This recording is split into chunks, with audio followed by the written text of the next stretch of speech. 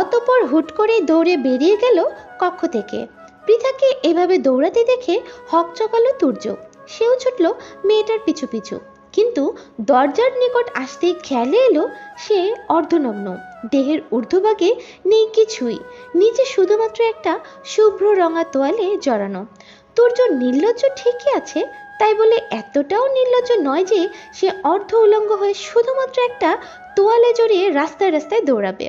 তুর্য নিজ কক্ষের দরজার সম্মুখে গিয়ে থেমে গেল। আরুষকে তাড়া দিয়ে বলল, আমার বউকে তাড়াতাড়ি ধর আরুষ। পৃথা দৌড়ে বেরিয়ে এলো তুর্যদের বিল্ডিং থেকে, তবে সে এসেই থামলো না বিল্ডিং সম্মুখে। দৌড়ে আরো কিছু দূরে গিয়ে থমকে দাঁড়ালো, হাঁটুতে ভর দিয়ে জোরে জোরে কয়েকটা নিঃশ্বাস নিয়ে নিজেকে ধাতস্থ করলো। অতঃপর আবার স্বাভাবিক গতিতে হাঁটা শুরু করলো, কিন্তু কিছুটা দূরে যেতেই পৃথা অনুভব করলো তার নাম ধরে কে যেন ডাকছে। আবার ওই ব্রিটিশ পাগল আর চেলা না তো? মেয়েটা দাঁড়ালো না, পায়ের গতি বাড়িয়ে দিল, তবে তাই বলে পিছন থেকে তার নাম ধরে ডাকাটা থামেনি, বরং আরো বেশি করে শোনা যাচ্ছে ডাকটা। পৃথা আবারও দৌড়াতে গিয়েও থেমে গেল।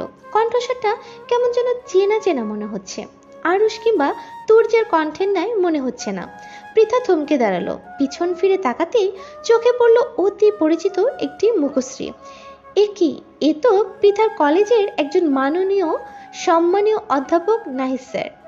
যদিও বয়সে নিতান্তই অল্প বয়স, তবু স্যার তো। তাদের পড়ায়, অথচ তার এত ডাকাডাকি সত্ত্বেও পৃথা চলে যাচ্ছিল। মনে মনে অনুতপ্ত হল পৃথা। ততক্ষণে তার সম্মুখে এসে দাঁড়ালো নাহিদ, হাঁপাতে হাঁপাতে বলল, কতক্ষণ ধরে ডাকছে আপনাকে, শুনছেন না? পৃথা জিহ্বা নাড়িয়ে ওষ্ঠ ভেজালো, আমতা আমতা করে বলল, দুঃখিত স্যার, আমি শুনিনি। নাহিদ আর এই বিষয়ে তেমন কথা বাড়ালো না, স্বভাবসুলভে ওষ্ঠে হাসি ফুটিয়ে বলল, আপনি এখানে? জি, আমার বাসাই এখানে স্যার। ওহ, আমি একটা কাজে এসেছিলাম এখানে। তা কলেজে যাচ্ছ? পৃথা মাথা নাড়ল, মুখে জবাব দিল। হ্যাঁ। নাহিদ আবারও হাসলো, অতঃপর বলল, আমিও যাচ্ছি, চলো একসাথে যাই। পৃথা বারণ করতে চেয়েও পারল না। হাজার হলেও শিক্ষক মানুষ, তার মুখের উপর না কিভাবে বলবে। পৃথা সায় জানালো নাহিদের কথায়। পাশাপাশি হাঁটতে শুরু করলো দুজন। ততক্ষণে তুর্য নিচে চলে এসেছে আয়ুষকে নিয়ে। বিল্ডিং এর সম্মুখে দাঁড়িয়েই তার চোখে পড়ল অপ্রত্যাশিত দৃশ্যটি। তার বউয়ের পাশে কিনা একটা ছেলে হেঁটে যাচ্ছে, আর তার বউ কি সুন্দর অবলীলায় হেঁটে যাচ্ছে ওই অল্প বয়সী ছোকরার পাশে। তুর্যের চোখ দুটো জ্বলে উঠল, চোয়াল শক্ত হয়ে এলো মুহূর্তেই। বক্ষপিঞ্জরে জ্বলে উঠল হিংসাত্মক মনোভাব। তুর্য অগ্নিদৃষ্টিতে তাকালো পৃথার পানে, ভারী কণ্ঠে বলল, এই শিয়ালের বাচ্চাটা আবার কে? খোঁজ নে আরুষ। আরুষ তুর্যের আসার কিছুটা আগেই এখানে এসে দাঁড়িয়েছিল, তাই পৃথার সাথে থাকা ছেলেটাকে বেশ ভালোভাবেই দেখে নিয়েছিল সে। আরুষ পৃথা এবং নাহিদের হাঁটার পানে দৃষ্টি রেখেই বলল, খোঁজ নিতে হবে না স্যার, ছেলেটা ম্যামের কলেজের শিক্ষক মিস্টার নাহিদ ভুইয়া। প্রথম যেদিন ম্যামকে খুঁজতে তার কলেজে গেছিলাম সেদিন দেখেছিলাম। আরুষের কথায় তুর্যের ক্রোধ যেন বাড়ল আরো। কপালের রগগুলো ফুলে ফেপে নীলচে হয়ে ধরা দিল সাথে সাথে। থমথমে কণ্ঠে সে বলল, মহিলা কলেজে কেন অল্প বয়সী শিক্ষক থাকবে? দেশে কি মহিলা শিক্ষক কিংবা বয়স্ক শিক্ষকের অভাব পড়েছিল? আরুষ তাকালো তুর্যের ক্রোধিত মুখ পানে, আমতা আমতা করে বলল, আমি আগে বলেছি স্যার, শিক্ষক পিতার সমতুল্য। তুর্য কটমট করে তাকালো আরুষের পানে, কটমট করে বলল, চুপ থাকা হাম্মক। তোর এই ব্যাটাকে কোন দিক থেকে আমার বউয়ের বাপ মনে হচ্ছে? এই ব্যাটার সাথে কি এখন আমার শাশুড়িকে বিয়ে দেওয়া যাবে? এই ব্যাটা কি আমার শাশুড়ির মতো অর্ধপুরীর পানে দৃষ্টি দিবে? উল্টের হাবভাব দেখে মনে হচ্ছে এটা আমার শাশুড়ির মেয়ের দিকে দুষ্ট দৃষ্টি দেওয়ার জন্য প্রস্তুত। আরুষ আর কিছু বলার অবকাশ পেল না। তুর্য তো ভুল কিছু বলেনি, আর তাছাড়া এই নাহিদ বেটার হাবভাবও খুব একটা ভালো ঠেকেনি তার নিকট। কলেজের স্যাররা থাকবে ভাব নিয়ে, তাদের আচরণ হবে অন্যরকম। তা নয়, এ তো ছাত্রের পিছনে পিছনে দৌড়ে ছাত্রীর সাথে ভাব বিনিময় করে। কোন কলেজের শিক্ষক ছাত্রী তার ডাকে সাড়া না দিলে পিছন পিছন দৌড় শুরু করে? নিশ্চয়ই এই নাহিদ শিয়ালের মনে অন্য কিছু চলছে। সময় গড়ালো, পৃথার কলেজ ছুটি হয়েছে মাত্রই। কলেজের সম্মুখে গাড়ি নিয়ে দাঁড়িয়ে আছে তুর্য এবং আরুষ। অপেক্ষা করছে পৃথার জন্য। মেয়েটাকে গেট থেকে বেরিয়ে আসতে দেখেই গাড়িতে উঠে বসলো তুর্য। পৃথা তাদের গাড়ির কাছাকাছি আসতেই একটু গলা বাড়িয়ে বলল, গাড়িতে উঠে এসো পৃথা। আচমকা কারো এমন কথায় হকচকালো মেয়েটা। পরেক্ষণেই পাশ ফিরে তুর্যকে দেখে ভ্রু কুঁচকে এলো, সাথে কিছুটা ভয়ও লাগলো। এই পাগলটা আবার এখানে কেন চলে এসেছে? আগে তো তাকে একদমই দেখতেই পারতো না, আর এখন পিছনই ছাড়ছে না। এদের উদ্দেশ্য কি? তারপর আবার গাড়িতে উঠতে বলছে, কোথায় না কোথায় নিয়ে গুম করে দিবে, বা তার সাথে কোনো খারাপ কাজও করতে পারে। কথাগুলো ভাবতেই আটকে উঠল পৃথার কিশোরী হৃদয়। আজকাল কোনো মেয়েই তো নিরাপদ নয়। রোজই পত্রিকা খুললে অসংখ্য মেয়ের সম্ভ্রম হারানোর হাহাকার চোখে পড়ে, সেখানে এই লোক তো পৃথার অপরিচিত। পৃথার হৃদয় ভয় ডানা মেলল। দুই হাতে সে খামচে ধরল নিজের কলেজ ড্রেসের দুই পাশ। তখনই আবার ভেসে এলো তুর্যের ভারী কণ্ঠ। থমথমে কণ্ঠে সে বলল, গাড়িতে উঠে এসো। পৃথা আর দেরি করলো না একটু। তুর্যের পানে একবার তাকিয়ে আবারও দৌড় শুরু সম্মুখের দিকে। তুর্যের কপালে ভাঁজ পড়ল। এমনি সকালে অন্য পুরুষের সাথে দেখে মেজাজটা চটে ছিল, এখন আবার এই মেয়ে তাকে উপেক্ষা করলো। সকালেও তাকে উপেক্ষা করে দৌড়ে চলে গেল, আবার এখনো। অথচ সকালে পর পুরুষের সাথে কি সুন্দর হেসে খেলে হেঁটে গেল। শরীরের রক্ত যেন টকবগিয়ে ফুটে উঠল ছেলেটার। লম্বা লম্বা পা ফেলে সে এগিয়ে গেল পৃথার পানে। দুপুরের দিকে রাস্তা ফাঁকা থাকায় অল্পতেই মেয়েটাকে ধরে ফেলল তুর্য। পৃথা তবুও তুর্যের হাত থেকে পালানোর চেষ্টা চালালো, কিন্তু ছেলেটা ছাড়লো না তাকে, বরং এক প্রকার টেনে হিঁচড়ে ছুঁড়ে ফেললো গাড়ির ভিতরে। অতঃপর নিজেও গাড়ির ভিতরে ঢুকে বসলো। পৃথার এক হাত শক্ত করে ধরে আরুষকে আদেশের সুরে বলল, বাইরে যা তুই। তুর্যের আদেশ আসতে দেরি, কিন্তু আরুষের বেরিয়ে যেতে দেরি হলো না। আরুষ যেন টুক করে লাফিয়ে গাড়ির বাইরে পড়ল, সাথে সাথে গাড়ির দরজা লক করে দিল তুর্য।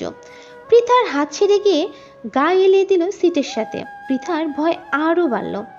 আগে তো তাও একজন সুস্থ মানুষ আরুষ তাদের সাথে ছিল, এখন সে একটা অর্ধপাগল ব্রিটিশ পুরুষের সাথে গাড়ির ভিতরে। এই লোক যদি তাকে কিছু করেও ফেলে, সে অবলা একজন মেয়ে মানুষ হয়ে কিছুই করতে পারবে না। যদি মেরে টেরে ফেলে দেয়? ভয়ে গলা শুকিয়ে এলো পৃথার। না না, এই পরিস্থিতিতে কোনোভাবেই তাকে দমে গেলে চলবে না। যে করেই হোক নিজেকে নিরাপদ রাখতে হবে। এখান থেকে বের দিতে হবে অতি দ্রুত। পৃথা দুই হাত উঁচিয়ে গাড়ির জানালায় আঘাত করতে শুরু করলো, চেঁচিয়ে বলল, কেউ আছেন? দয়া করে সাহায্য করুন আমাকে। এই খারাপ লোকটা আমাকে তুলে নিয়েছে। তুর্য নিজে চোখ বন্ধ করে নিল, তাচ্ছিল্যের স্বরে বলল, তুমি ভয় পেলে চিৎকার করলে, অথচ তুমি জানলেই না পৃথিবীতে এই মুহূর্তে সব থেকে আমার নিকট নিরাপদ বেশি স্বামী আমি তোমার। পৃথা নিজের চিৎকার চেঁচামেচিতে তুর্যের বলা নিচু কণ্ঠের একটা শব্দ তাদের কর্ণে পৌঁছালো না। ছেলেটা শেষ এক পলক তাকালো ব্যস্ত পৃথার পানে, অতঃপর চোখ বন্ধ করে পড়ে রইল আগের মতোই। পৃথা কতক্ষণ চিৎকার চেঁচামেচি করলো, অতঃপর ক্লান্ত হয়ে নিশ্চুপ হয়ে গেল। তুর্য চোখ মেলে তাকালো পৃথার পানে, ওষ্ঠ বাঁকিয়ে বলল, দম শেষ। পৃথা কটমট করে তাকালো তুর্যের পানে, ঝাঁঝালো কণ্ঠে বলল, আপনি আমাকে এখানে তুলে কেন এনেছেন, বদলোক একটা? তুর্য নড়ে চলে উঠল, সোজা হয়ে বসে গাড়ির পিছন দিক থেকে এক বোতল পানি বের করে আনলো। পৃথার পানে বাড়িয়ে দিয়ে বলল, পানিটা খেয়ে নাও।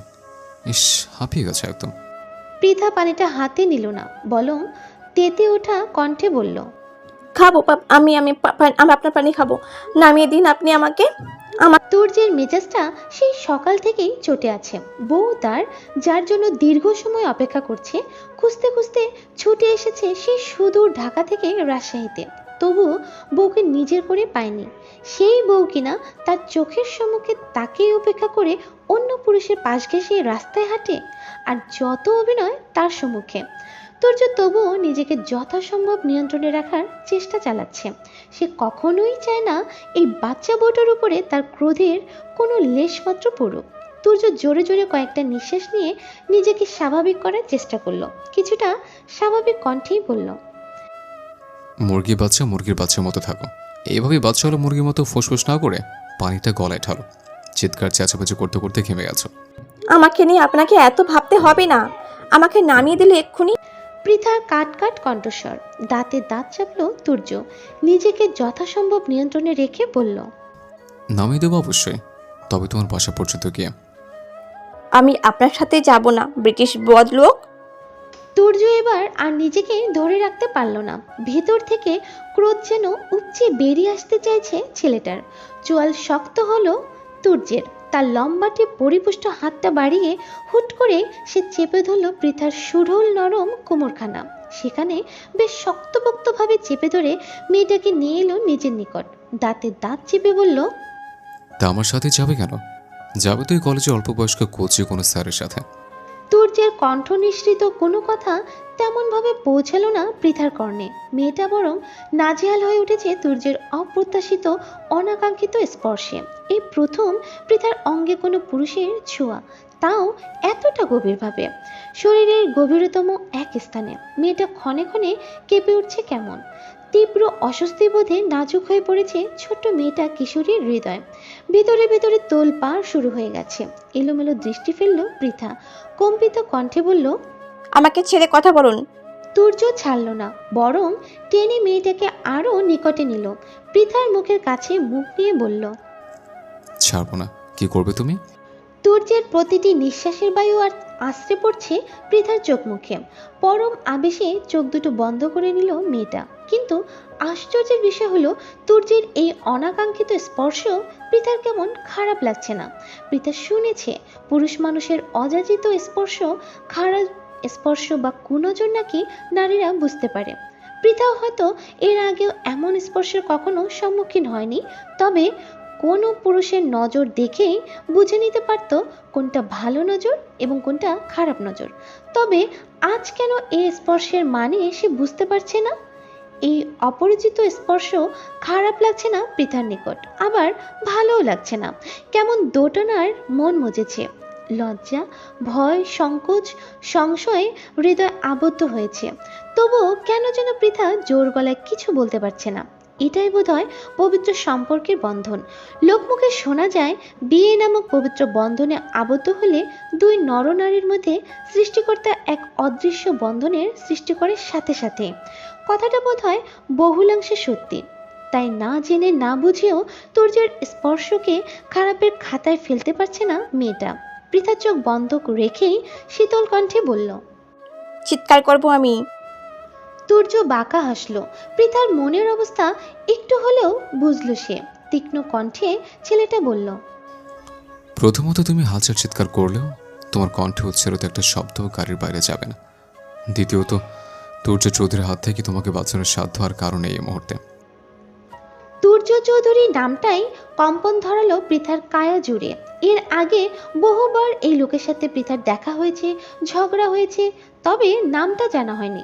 বারবার ব্রিটিশ লোক বলেই সম্বোধন করেছে তাকে, কিন্তু এই নামটা কেমন পরিচিত পরিচিত মনে হচ্ছে। কোথাও শুনেছে হয়তো, কিন্তু কোথায় শুনেছে পৃথা মনে করতে ব্যর্থ হলো।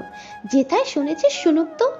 এখন এই লোকটার থেকে নিজেকে মুক্ত করাই মেয়েটার একমাত্র লক্ষ্য হওয়া উচিত। কিন্তু সে লেগেছে এর নামের রহস্য খুঁজতে। তুর্য চৌধুরী নামটা মাথা থেকে ঝেড়ে ফেলে দিল পৃথা। মুহূর্তে আবার আগের রূপে ফিরে গেল সে। কটমট করে বলল, ছাড়ুন আমাকে, অসভ্য পুরুষ মানুষ। তুর্য দাঁতে দাঁত চাপলো, কটমট করে বলল, চার্লি ওই চ্যাংলা স্যারের কাছে যাবে নাকি? সে পাতারা করছো? পৃথা তীক্ষ্ণ দৃষ্টিতে তাকালো তুর্যের পানে। তখন থেকে নাহিদ স্যারকে নিয়ে এই লোক অপমানের পর অপমান করে যাচ্ছে কেন?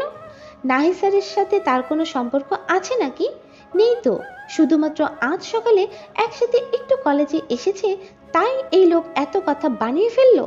পৃথা ফুঁসে উঠল, ঝাঁঝালো কণ্ঠে বলল, আমি যার কাছে খুশি যাব। আপনার কি? আপনি কোন অধিকারে আমাকে এইসব কথা বলছেন?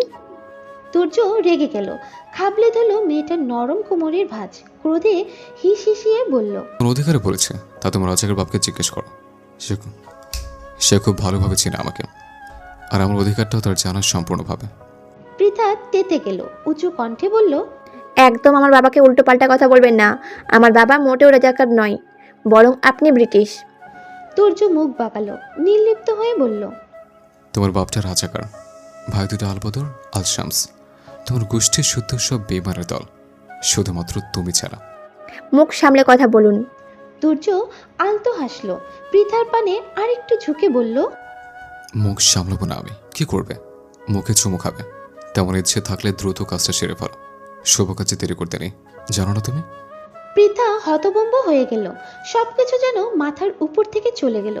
এতক্ষণ না হয় চেপে ধরেছে ক্রোধের বশে, আর এখন চুমু খাওয়ার কথাও বলছে। আগে তো ভেবেছিল এই লোক শুধুমাত্র ব্রিটিশ, তারপর আবিষ্কার করলো এই ব্রিটিশের পাশাপাশি আতপাগল, এখন অসভ্যও বটে। ছি ছি, চরিত্রের কি শ্রী! পৃথার হতভম্বতার মাঝেই তাকে ছেড়ে দিল তুর্য। ঠিকঠাক হয়ে বসে পকেট থেকে মোবাইলটা বের করে আরুষকে মেসেজ করলো। গাড়িতে আয়। আরুষ প্রায় সাথে সাথেই গাড়িতে এলো। ড্রাইভিং সিটে বসে গাড়ি স্টার্ট করলো দ্রুততার সাথে। এরপরে সময় কেটে গেল খুব দ্রুত। এমনিও কলেজ থেকে পৃথার বাড়ির দূরত্ব বেশি নয়, তার উপর মেয়েটা চুপচাপ বসে রয়েছে গাড়ির সিটে। আরুষ কিছুক্ষণের মধ্যেই তাদের বিল্ডিংয়ের সম্মুখে এসে থামালো গাড়িটা। পৃথাদের বাসার সম্মুখে আর নিল না। পরে দেখা যাবে ওই রাজাকারী দল তাদের একসাথে দেখে কোনো গন্ডগোল লাগিয়ে দিবে। গাড়ি থামার বেশ কিছুক্ষণ অতিবাহিত হওয়ার পরও পিতাকে গাড়ি থেকে নামতে না দেখে ভ্রু কুচকালো তুর্য। কপালে ভাঁজ ফেলে শুধালো, নামবে নাকি তোমার বাসা পর্যন্ত যাবে? পরে তোমার রাজাকার বাপ আলবাদর আর আজ শামস ভাই দেখে ফেললে কিন্তু আমার কোনো দোষ নেই। পৃথা ফুঁসে উঠে তাকালো তুর্যের পানে, তবে বলল না কিছুই। এখন এই লোকের সাথে বাঘ বিতর্কতায় জড়িয়ে দেরি করার ইচ্ছে নেই কোনো। এমনি এই আতপাগলের পাল্লায় পড়ে অনেকটা সময় দেরি হয়েছে মেয়েটার। পৃথা ফুসফুস করতে করতে গাড়ি ছেড়ে বাইরে নেমে দাঁড়ালো। তীব্র ক্রোধ নিয়ে ঠাস করে লাগালো দরজাটা। অতপর হনহন করে হাঁটা দিল সম্মুখ পানে। ধৈর্য হেসে ফেলল ভুয়ের রাগ দেখে, বিড়বিড়িয়ে বলল, মুরগির বাচ্চা মতো বউটা আমার। আরও সম্মুখে বসে লুকিং গ্লাসে দেখলো তুর্যের হাসি মুখটা। কেমন যেন তুর্যের কার্যকলাপে সায় দিতে পারছে না সে। বউকে যেহেতু হাতে পেয়েছে, তাদের বিয়ের কথা বলে দিলেই তো পারে। এত অভিনয় করে সময় নষ্ট করার কি দরকার? তবে এই কথাগুলো তুর্যের সম্মুখে বলার সাহস পায় না ছেলেটা, আবার না বলেও থাকতে পারছে না। বেশ কিছুক্ষণ সময় নিয়ে নিজের ভিতরে সাহস সঞ্চয় করলো আরশ। অতঃপর তুর্যকে শুধালো, স্যার, আপনি ম্যামকে এখনো বলে দিচ্ছেন না কেন সে আপনার বউ, আপনাদের বিয়ে হয়েছিল? থামলো আরশ, আমতা আমতা করে বলল, একবার সত্যিটা বলে দিলেই তো হয়, সব ঝামেলা শেষ হয়ে যায়। এসব লুকোচুরি খেলার মানে কি স্যার? তুর্য আমতা আমতা করে আবার বলল, একবার সত্যিটা বলে দিলেই তো হয়, সব ঝামেলা শেষ হয়ে যায়। এসব লুকোচুরি খেলার মানে কি স্যার? তুর্য হাসলো, গাড়ির সিটের সাথে গা এলিয়ে দিয়ে বলল, বউয়ের সাথে লুকোচুরি খেলতে ভালো লাগছে আরুষ। বউটার বিভ্রান্তিকর মুখশ্রী হৃদয়ে প্রশান্তি দিচ্ছে। তপ্ত নিঃশ্বাস ফেললো আরশ, বিড়বিড়িয়ে বলল। এই প্রশান্তি না আবার অশান্তির কারণ হয়ে দাঁড়ায়। আরশের নিচু স্বরে বলা কথাগুলো তুর্যের কানে ঠিকঠাকভাবে পৌঁছালো না। ভ্রু উঁচিয়ে সে শুধালো। আরশ এড়িয়ে যেতে চাইলো তুর্যকে। এই কথাগুলো শুনলে আবার কি না কি বলে আতপাগল লোকটা, কোনো বিশ্বাস নেই তো। আরশ কণ্ঠস্বর স্বাভাবিক রেখে বলল, তেমন কিছু না স্যার। বিকেলে তেজহীন সূর্য, দুপুরের ন্যায় আর প্রচণ্ড গরম এবং তেজ ছড়াচ্ছে না সে। আবহাওয়াও বেশ সদয় আজ। মৃদু শীতল বাতাস বইছে চারপাশে। আবহাওয়ার এমন অনুকূল রূপ দেখে হৃদয় এসে জুটেছে পৃথাদের বাড়িতে। উদ্দেশ্য পৃথাকে নিয়ে বাইরে বেরোবে, কিছু কেনাকাটা করার আছে তার। প্রথমে পৃথা রাজি না হলেও হৃদের জোড়াজুড়িতে না করতে পারল না আর। দুই বান্ধবী একদম সেজে গুজে কক্ষ থেকে বেরিয়ে এলো। এখন শপিংয়ে যাবে, তারপর একটু ঘুরবে। শেষ পরন্ত বিকালে গোধূলি লগ্নকে সাক্ষী রেখে ফুচকা খেয়ে বাড়ি ফিরবে। তবে তাদের এই এত পরিকল্পনা ঠিকলো না খুব বেশিক্ষণ। বসার কক্ষে আসতেই পরিকল্পনায় ভাটা লাগিয়ে দিল পিয়াস। ছেলেটা বসেছিল বসার কক্ষের সোফাতেই। দুই বান্ধবীকে এত সেজেগুজে বেরোতে দেখে ভ্রুযুগল কুচকে এলো পিয়াসের। থমথমে কণ্ঠে প্রশ্ন করল, কোথায় যাচ্ছিস? হৃদি আর পৃথা থমকে দাঁড়ালো সাথে সাথে। হৃদি মেয়েটা জড়সড় হয়ে দাঁড়ালো পৃথার পাশে। এমনই ভাই বাবারা যতই ভালোবাসার দিক না কেন, সময় শাসন করতেও পিছপা হয় না তারা। তাছাড়া তার এক একটা ভাইয়ের যে শরীর ভর্তি ক্রোধ। পৃথা আমতা আমতা শুরু করলো, ভেঙে ভেঙে বলল, এই বাইরে যাচ্ছিলাম একটু, হৃদের কিছু কেনাকাটা করার আছে তো তাই। পিয়াস আর চোখে তাকালো ভীতু হৃদির পানে। মেয়েটা তাকে অজানা কারণেই ভয় পায় সর্বদা। কখনো এই মেয়ের উপরে নিজের কোনো ক্রোধ প্রকাশ করেছে বা ক্রোধে দু চারটা থাপ্পড় মেরেছে? তাও তো নয়। তারপরও কেমন যেন মেয়েটা তার সম্মুখে আসলেই গুটিয়ে যায়। অন্যদের বেলায় তো বেশ প্রাণোচ্ছল চঞ্চল থাকে। তাহলে তার দোষটা কি? তাকে কেন ভয় পাবে? তপ্ত নিঃশ্বাস ফেলল পিয়াস। বসা থেকে উঠে দাঁড়িয়ে বলল, চল, আমিও যাবো তাদের সাথে। পিয়াসের সাথে যাওয়ার কথা শুনে যেন আটকে উঠল দুই রমণী। হৃদি খামছে ধরল পৃথার হাত। তাদের সাথে পিয়াস যাওয়া মানে সকল পরিকল্পনাতে জল ঢালা। পিয়াস তাদের বাসা থেকে সোজা শপিং মলে নিয়ে যাবে, সেখান থেকে আবার খেদিয়ে বাড়িতে নিয়ে আসবে। কোথাও ঘোরাঘুরিও হবে না, আর ফুচকা খাওয়া তো হবেই না। পৃথা জিব্বা দ্বারা নিজের দুই ওষ্ঠ ভিজিয়ে নিল, অতঃপর বলল, তোমাকে যেতে হবে না ভাইয়া, আমরা দুই বান্ধবী তো আছি, যাবো আর চলে আসবো। পিয়াস এক পলক তাকালো বোনের পানে, অতঃপর হৃদির পানে শীতল দৃষ্টি নিক্ষেপ করে বলল, এজন্যই তো আমাকে আরো বেশি করে যেতে হবে। এক গর্দবের সাথে যাচ্ছে আরেক গর্দব। পৃথা আর হৃদি অপমানিত বোধ করলো বেশ, তবে পিয়াসের মুখের উপরে আর কিছু বলার সাহস হলো না তাদের। অজ্ঞতা পিয়াসের সাথে শপিংয়ে যাওয়ার জন্য উদ্যত হলো দুই নারী। একটু বাদেই কাছাকাছি একটা ছোটখাটো শপিং মলে এসে পৌঁছালো পিয়াস, হৃদি এবং পৃথা। তারা শপিং মলে ঢুকতেই সেখানে এসে পৌঁছালো তুর্য এবং আরুষ। আরুষের উপরে সর্বদা পৃথার উপর নজর রাখার দায়িত্ব ছিল। সেই দায়িত্ব পালনের নিয়োজিত অবস্থায় আরুষ যখন দেখলো পৃথা বাড়ি থেকে বের হচ্ছে, চটজলদি সে খবরটা পৌঁছে দিল তুর্যের কানে।